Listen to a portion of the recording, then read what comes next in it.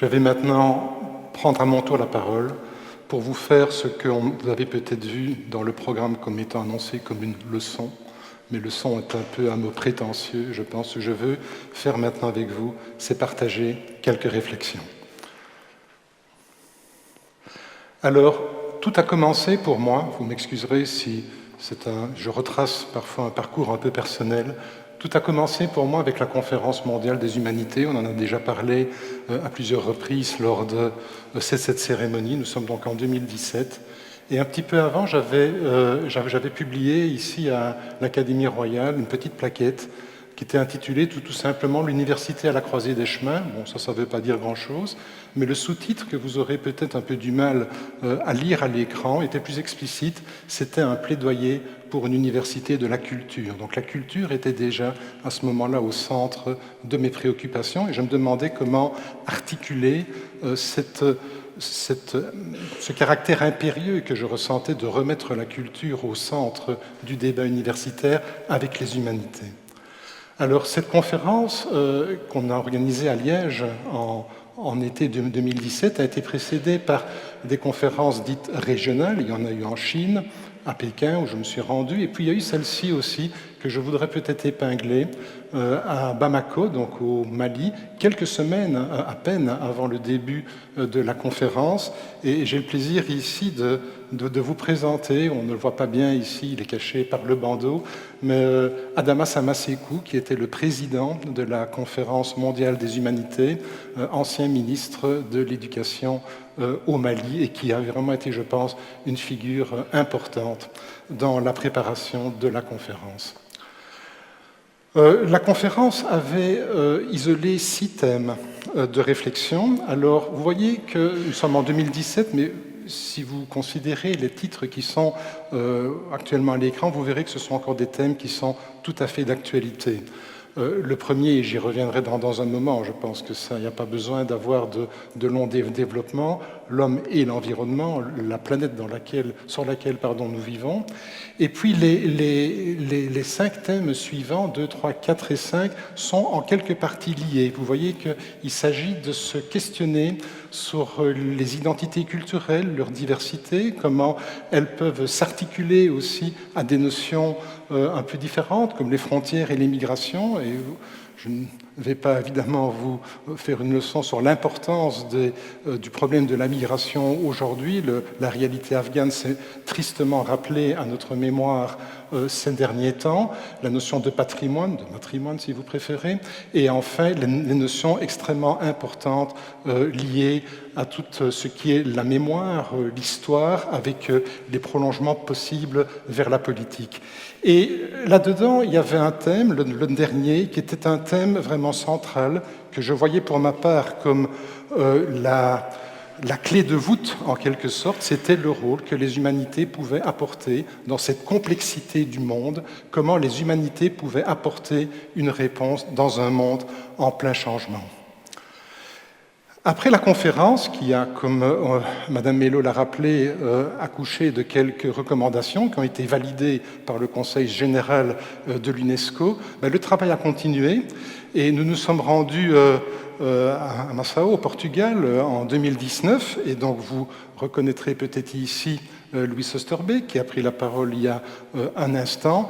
Et on a là aussi réfléchi à la manière de faire évoluer les premières résolutions de la conférence mondiale et voir comment on pouvait faire des recommandations aux États afin de les mettre en pratique. Et je suis peut-être un peu loin, voilà, oups.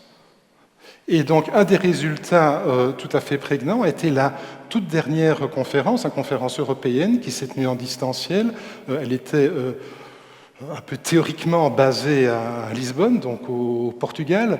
Et dans les différentes recommandations qui ont été faites, j'en épingle une, mais qui avait déjà été, je ne le savais pas, épinglée par Louis Osterbeek. Vous voyez que dans les recommandations, on demande vraiment de manière pressante à tous ceux qui dirigent l'éducation, aux institutions d'enseignement supérieur, de s'assurer qu'à tous les niveaux d'enseignement, depuis l'école primaire et y compris le doctorat, on puisse intégrer de manière transversale des unités de cours sur les humanités, sur les sciences en interaction, de manière à renforcer les valeurs de la connaissance universelle, de manière à apporter des réponses aux différents défis de la société. C'est peut-être un signe que je dois me rapprocher du lutrin, je ne sais pas. Voilà. J'ai beaucoup réfléchi ces derniers temps à la manière dont on pouvait concevoir le rôle des universités au XXIe siècle. Et il me semble que le monde dans lequel nous nous trouvons, et ça a déjà été dit par des intervenants précédents, nous sommes dans un monde qui ne va pas bien. On pourrait dire que nous sommes dans un monde malade. Et il me semble qu'il y a deux questions majeures qui se posent à nous. Bien sûr, il y a beaucoup de questions qui peuvent se poser à la société, mais je pense qu'il y en a deux principales. Si elles ne sont pas résolues, alors on pourrait peut-être considérer que le reste devient totalement accessoire. Tout d'abord, l'état de la planète. Ça a peut-être paru quelque chose d'un peu lointain ici à Liège quand on nous parlait du réchauffement climatique, quand on nous parlait des perturbations qui se produisaient dans des territoires très lointains, dans des continents éloignés, mais nous avons été durement rappelés à la réalité durant l'été et les inondations catastrophiques que nous avons connues dans la région de Liège, mais aussi en Allemagne, finalement pas très loin d'ici, nous rappellent qu'il y a vraiment urgence. Alors devant cette urgence, il y a quand même un espoir, et vous allez voir que les quelques témoignages et les quelques slides que je vais vous montrer, c'est vraiment l'actualité récente. Dans tout ce que j'ai essayé d'épingler, vous verrez que c'est de l'actualité la plus immédiate. À Bruxelles, le 10 octobre 2021, donc il n'y a pas très longtemps, les jeunes ont manifesté pour le climat. Alors bien sûr, ils n'ont pas les réponses techniques. C'est normal. Mais ils vous disent avec leur tripes, ils vous disent que c'est difficile. Ils vous disent que nous n'allons pas dans la bonne direction et qu'il faut réagir. Est-ce que nous saurons entendre cet appel? Alors l'Université de Liège, et je suis fier déjà de montrer ça, nous avons fait un rapport il n'y a pas longtemps au conseil d'administration, c'était au dernier conseil d'administration, nous avons fait notre premier rapport d'activité sur le développement durable. Et j'ai la chance et l'honneur de présider ce comité de développement durable avec Rudy Kloot. Nous faisons ça ensemble, je crois en très bonne entente. Nous avons vraiment essayé d'apporter des réponses pratiques aux problèmes qui se posent devant nous. Et nous avons aussi, il y a un an maintenant, mis sur pied un Green Office qui est vraiment une manière d'intégrer les étudiants à l'action que nous menons en faveur du développement durable. Alors, tout irait bien si on était entre gens de bonne compagnie, c'est-à-dire si on était simplement, si on avait affaire à des gens de bonne composition avec lesquels on peut discuter et faire avancer le schmilblick, comme on disait il n'y a encore pas si longtemps, de manière un peu triviale. Si on avait autour de la table que des gens animés par le souci du bien collectif et guidés par les lumières de la raison, on pourrait, je crois, assez rapidement engranger un certain nombre de progrès. Mais malheureusement, ce n'est pas toujours le cas, et vous voyez que j'ai mis un peu en fond d'écran, bon, c'est un clin d'œil un peu facile, vous me le pardonnerez, mais vous voyez que le rapport à la vérité, le rapport aux faits, n'est pas toujours celui qu'on attendrait, du moins dans une université.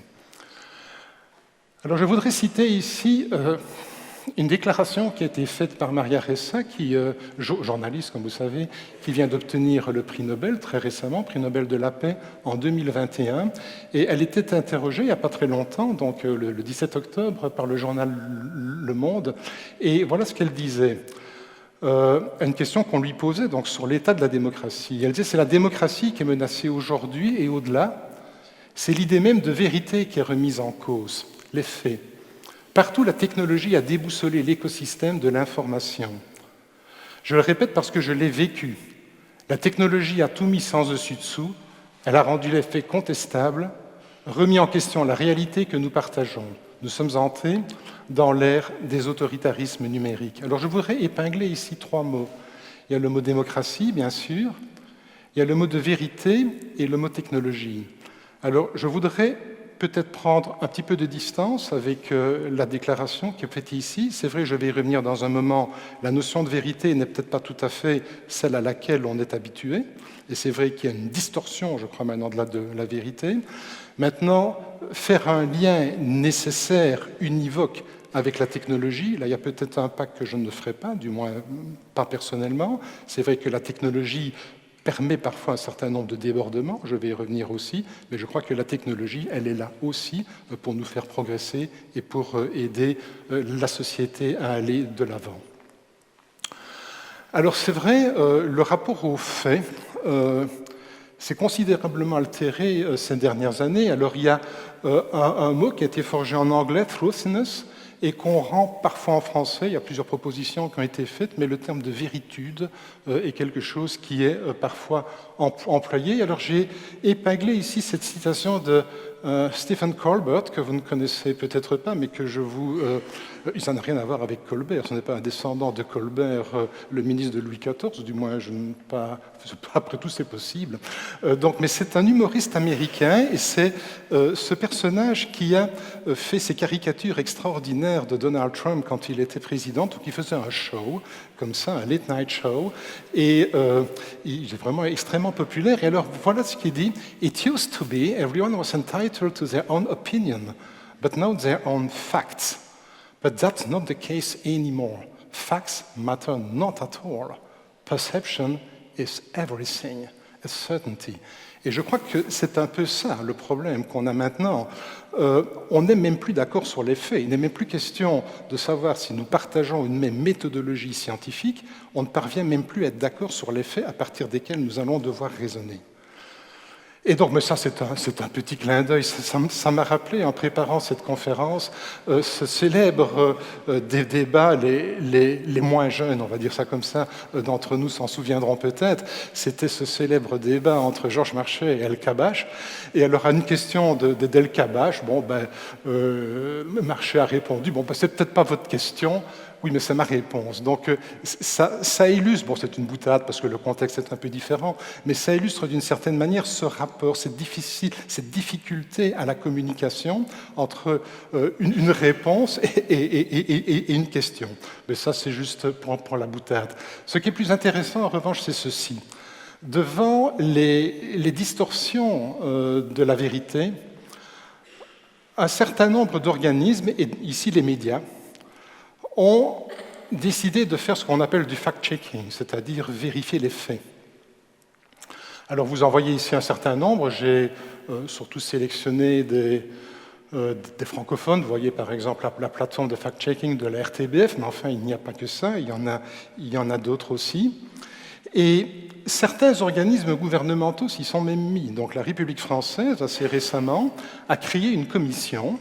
Et vous voyez que c'est la commission Bronner, ça rappellera peut-être des souvenirs aux membres de notre communauté universitaire, puisque Gérald Bronner a été récemment fait docteur honoris causa de l'université. Ce que je veux dire ici, c'est que même quand on a des entreprises, des commissions comme celle-ci, qui sont peut-être animées des meilleures intentions, se pose maintenant immédiatement le problème de la légitimité de l'expression.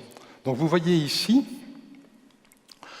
sur le slide précédent, c'est tiré donc là d'un site, Commission Bronner contre le conspirationnisme, vers un ministère de la vérité. Évidemment, ça fait tout à fait évidemment écho à ceci, 1984, donc le ministère de la vérité, et vous avez, pour ceux qui ne le savent pas ici, en haut à gauche, le ministère de l'information à Londres, qui a servi de modèle et de prototype au modèle de George Orwell, puisque c'était là que son épouse travaillait. Et donc vous avez aussi en haut à droite une illustration de ce ministère de la vérité que je n'ai pas trop hésité à vous reproduire, parce qu'en tant qu'égyptologue, je trouvais quand même intéressant d'avoir une pyramide, certes un peu tronquée, et avec au-dessus un triangle avec un œil en son milieu pour représenter le divin. Et je vous engage, un petit peu de teasing, à venir visiter l'exposition qui ouvrira en mars de l'année prochaine. C'est tout à fait en relation.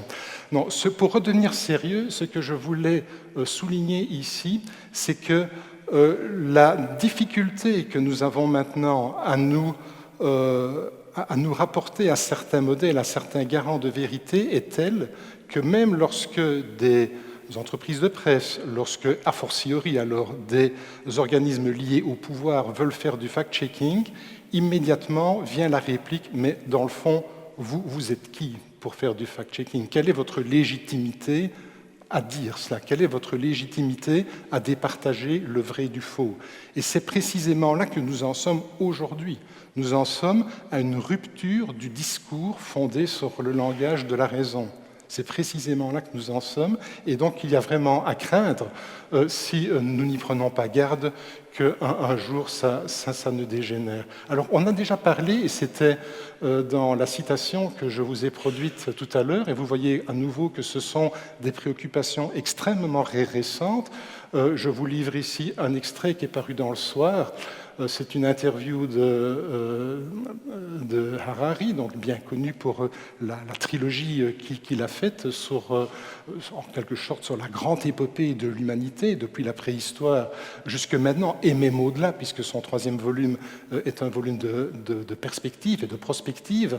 Et donc, il part en guerre contre les géants du web. On a déjà eu l'occasion de parler des GAFA, de problèmes de la manière dont on traite les big data, et le New York Times, pas plus tard que le 23 octobre de cette année, donc il y a quelques jours à peine, dénonçait dans un rapport interne de Facebook les difficultés, en fait l'impossibilité que le réseau social avait eu à gérer la manière dont l'information avait circulé au début de l'année 2020. Donc nous sommes là vraiment entre le 31 décembre et le 7 janvier 2020, donc au début de ce qui va mener à l'inauguration de Biden. Et vous savez que le 6, c'est la date de l'invasion du Capitole par les supporters de Donald Trump. Et donc il y a eu là une inflation énorme de fausses communications, de désinformation qui ont gagné les réseaux sociaux,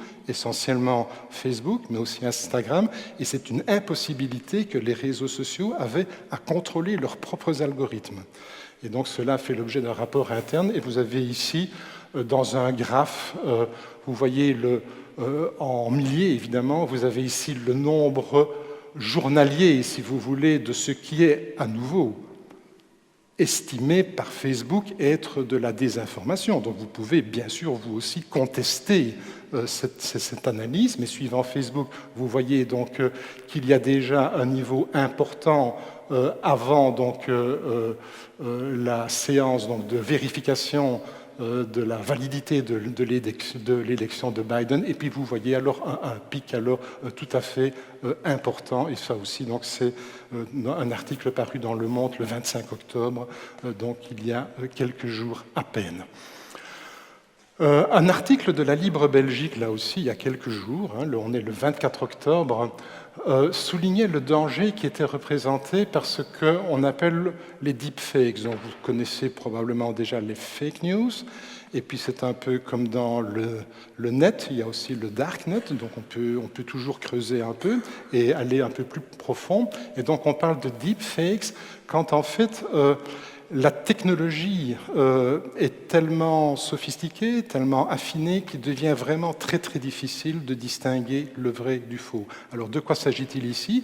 Il s'agit des possibilités offertes maintenant par la technologie de finalement faire parler n'importe qui et de lui faire dire n'importe quoi. En gros, c'est un peu ça que ça veut dire. Donc ça veut dire qu'avec les techniques de capture de l'image, les modélisations du visage et la manière qu'on a maintenant, les possibilités qu'on a de synthétiser la voix, il est possible, en combinant les deux, non seulement de faire dire à peu près ce qu'on veut faire dire à quelqu'un, mais même de faire en sorte que les mimiques du visage correspondent avec les émotions qui devront aussi venir. Alors pour l'instant, nous dit-on, avec un peu de technique, il est encore possible de distinguer si on a affaire à un montage ou bien si on a affaire à la personne réelle. Mais il y a gros à parier que dans quelques années, cette frontière va probablement s'amincir et probablement un jour disparaître. On a là un véritable problème, à nouveau, de légitimité. On a un problème vraiment de rapport à la vérité qui risque de se poser de manière extrêmement cruciale. Alors, le rapport aux faits, je le disais tout à l'heure, on a toujours, au moins jusqu'il n'y a pas si longtemps, on pouvait ne pas être d'accord sur les résultats d'une recherche, mais au moins on était d'accord sur les faits de base. Donc je vois ici des collègues historiens, on pouvait ne pas être d'accord peut-être sur le résultat d'une recherche, mais au moins on était d'accord sur les documents.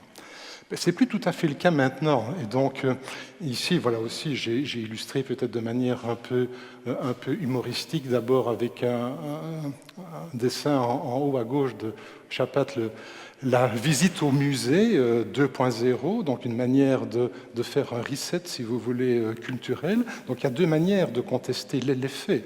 Soit vous pouvez un peu les distordre, vous pouvez un peu les truquer, mais une autre manière qui est beaucoup plus radicale, c'est de les faire disparaître. Et donc c'est ce que vous avez ici.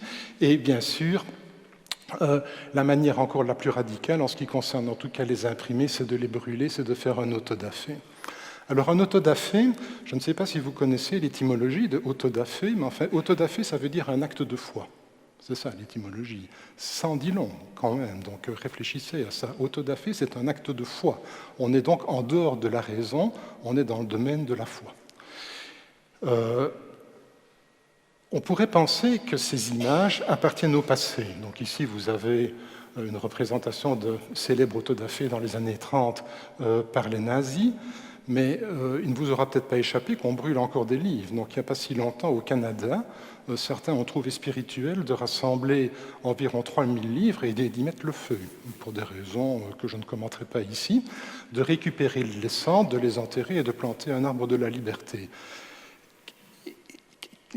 Qu'est-ce qu'on doit avoir comme absence de sentiment historique, de rapport à l'histoire, pour encore,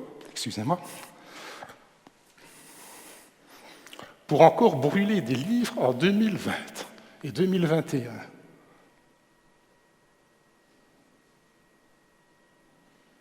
Ça mérite qu'on s'arrête un peu à ça. Il y a encore des gens qui brûlent des livres maintenant. Et donc une réponse qu'on a essayé de donner ici à Liège, c'était de mettre tout en œuvre pour la conservation de ce qu'on peut appeler les sources premières. Donc les sources premières, et ici vous avez une illustration de quelques objets emblématiques de notre pôle muséal et culturel. Les sources premières, elles sont là, oui, peut-être parce que dans certains cas, il y a un sentiment esthétique qui vient avec. C'est vrai que quand on a des galeries d'art, on est fier de conserver des œuvres d'artistes célèbres et d'aller les contempler. Mais vous voyez aussi que dans nos collections, il y a essentiellement, puisque nous sommes dans une université, ce sont des collections scientifiques. Et pourquoi l'université consacre de l'argent dans des locaux, dans des moyens, aussi un peu dans du personnel, pour conserver ça? Alors que, nous dira-t-on, il suffit peut-être de les numériser, et puis pour les plus audacieux, peut-être de vendre tout ça. Après tout, on pourrait refaire un peu comme l'art dégénéré, on pourrait vendre ça et ça ferait rentrer un petit peu d'argent dans les caisses de l'université. Parce qu'en fait, ça, le fait de garder des sources premières, c'est notre garant scientifique, c'est le garant démocratique. Vous pouvez truquer tout ce que vous voulez à l'écran, rappelez-vous les deepfakes que je vous ai montrés tout à l'heure. Mais en revanche, à un moment donné, si vous avez un doute dans votre raisonnement, vous partez des faits, et les faits, ils sont là. À un moment donné, vous pouvez dire, vous avez un doute? Écoutez, l'objet, il est là, il a une matérialité. On a parlé de matérialité tout à l'heure, rappelez-vous de l'intervention de Provenzano et de Corman. Donc il y a une matérialité. Et cette matérialité, ça veut dire que l'objet, d'abord, il est là, on peut le toucher, enfin avec l'accord du conservateur, évidemment. Vous pouvez même, dans certains cas, faire des prélèvements, vous pouvez faire des analyses, toutes choses, évidemment, qu'il est impossible de faire avec un ordinateur, mais surtout, la matérialité, c'est un rapport à la vérité. Ça veut dire que le raisonnement que vous faites, il n'est pas hors sol, il est ancré dans quelque chose qui a une réalité. Alors, le titre de la chaire pour une science ouverte, On peut s'interroger sur le mode de ouverture, ouvert. Est-ce que ça veut dire que la science serait fermée, enfermée peut-être? Enfermée dans quoi? Cloisonnée peut-être? Confisquée? Et donc, il y a certaines réponses qu'on a déjà essayé de donner à ça. Une science fermée, quand on parle de science ouverte, on pense open science, on pense open access, et donc vous voyez que j'ai repris ici symbole maintenant bien connu de l'open access. Et on peut être fier ici à l'université, on a été pionnier en la matière grâce à l'action de Bernard Rentier et soutenu par les bibliothèques de manière extrêmement forte. Et je salue Paul Thirion qui est là, qui a vraiment été une cheville ouvrière, je pense, et dans le développement de ce programme. C'était déjà une manière de décloisonner la science et de rendre la science non seulement aux chercheurs, mais de la rendre au public. Parce que n'oublions jamais que la science, du moins dans des universités comme la nôtre, elle est faite avec de l'argent public. Et donc il est juste normal qu'elle soit rendue au public. Il y a aussi des expériences qui ont été faites, et je salue Serge Rangoni qui est là aussi, le théâtre, des expériences qui sont faites pour voir de quelle manière on peut aussi articuler la performance artistique, et Edgar Morin en a touché un mot aussi dans son intervention, comment donc l'expression artistique peut non seulement aider à mieux comprendre, mais aussi aider à se poser des questions sûres. Et donc ça aussi, ça me paraît quelque chose que nous voulons explorer dans le cadre de la chaire, et aussi alors questionner vraiment le rôle de la science et le rôle parfois qu'on veut lui faire jouer. Le numéro que vous avez ici du Monde diplomatique, c'est écrit peut-être un peu petit, mais ce que vous avez ici, c'est vérité et mensonge au nom de la science. Et donc ça aussi, je crois qu'il y a quelque chose que nous devons interroger. Alors, quand on s'occupe d'une université, quand on la gère, vient toujours cette question un peu des moyens financiers. Tiens, une chaire UNESCO, est-ce que ça rapporte? Non, ça ne rapporte pas, évidemment. Du moins, ça ne rapporte pas si vous considérez le court et le moyen terme. Mais ce n'est pas ce que nous voulons faire ici. Nous voulons travailler pour le futur. Et donc, de cette manière-là, bien sûr, c'est quelque chose de lent. C'est quelque chose de lent. Mais je crois que nous allons y parvenir. Alors là, la chaire, elle veut se déployer essentiellement dans 5 domaines. L'éducation, la recherche, donc l'enseignement, la recherche, ça ce sont évidemment les missions qui sont au centre de l'université, mais nous voulons aussi, par une action en faveur de la culture et avec la culture, interroger de manière un peu différente la manière dont on peut construire des savoirs. Nous voulons contribuer et participer au débat public. Donc un des problèmes que nous avons aussi actuellement, c'est que les scientifiques, pour des tas de raisons, désertent le débat public. Enfin, on en voit quelques-uns, peut-être un peu toujours les mêmes, mais nous considérons que nous avons toujours autre chose de mieux à faire que de nous engager dans le débat public. Et fatalement, les espaces qui sont laissés libres sont pris alors par des personnes qui n'ont peut-être pas exactement le niveau d'expertise, je ne dis pas la légitimité, parce que la légitimité de s'exprimer est bien sûr totale, mais le niveau d'expertise pour intervenir dans des débats qui sont quand même parfois très techniques.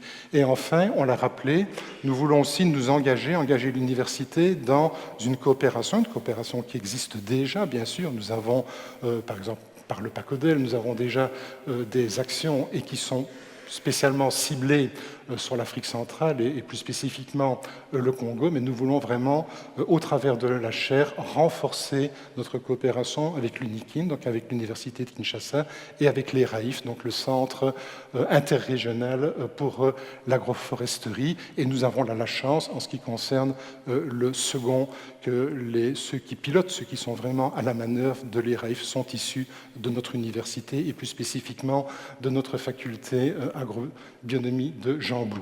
Et donc vous voyez là un certain nombre de partenaires, la ville, la province, on l'a déjà souligné, le théâtre bien sûr, et puis aussi des entités plus internes à l'université comme Réjouissance, dont on ne dira jamais assez, l'action depuis plusieurs années vraiment au service de la science et de la médiation de la science vers le grand public, et je salue Thomas et Claudine que je vois, et Laura, et puis la MSH aussi, donc Didier Vranken qui est là, la Maison des sciences de l'homme, et aussi parce que nous voulons aussi que la chaire soit un lieu pas seulement de diffusion et de médiation, mais aussi un endroit où on fait de la recherche. Nous voulons aussi être associés via des programmes d'action spécifiques avec le FNRS.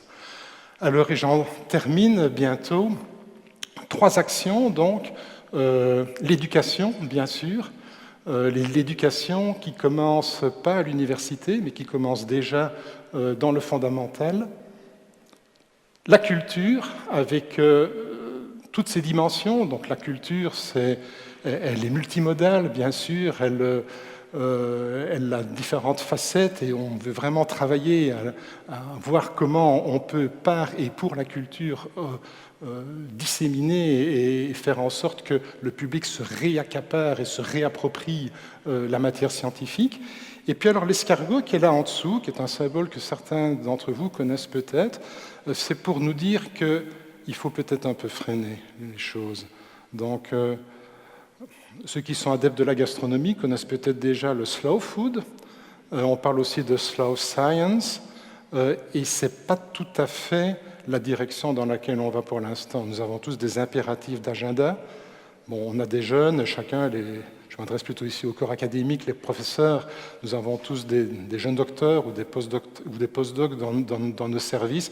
Ils ont des impératifs de curriculum. Et ça, ce n'est pas très compatible avec la slow science.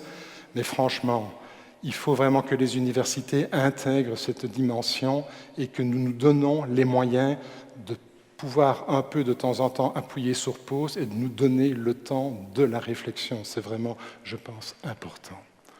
Alors voilà quelques mots-clés qui nous sont venus à l'esprit quand on a préparé donc, cette chaire. Je ne vais pas tous les commenter ici parce que j'en ai déjà indirectement parlé dans mon intervention. Peut-être vraiment insister sur quelques mots, l'esprit critique, la relation entre les faits et l'esprit critique. On peut toujours ne pas être d'accord sur les résultats de quelque chose, mais au moins on doit être d'accord sur le corpus de faits sur lesquels on travaille et sur la méthodologie, la méthode scientifique qui nous permet de construire un raisonnement. Si on n'est pas d'accord là-dessus, on ne peut pas dialoguer, on ne peut pas parler. Alors bien sûr, les résultats, là, évidemment, on peut évidemment diverger. Et d'ailleurs, si on écrit encore aujourd'hui, si on peut encore écrire aujourd'hui une histoire de Jules César avec une documentation qui, en gros, n'a pas beaucoup bougé, ben, c'est parce qu'on peut toujours avoir, en fonction de certaines théories culturelles ou de certaines perspectives, et c'est peut-être l'actualité aussi qui nous force à regarder les choses un peu autrement, on peut encore écrire des choses nouvelles. Mais en revanche, la méthode scientifique et établir les faits, cela, je crois, doit toujours rester.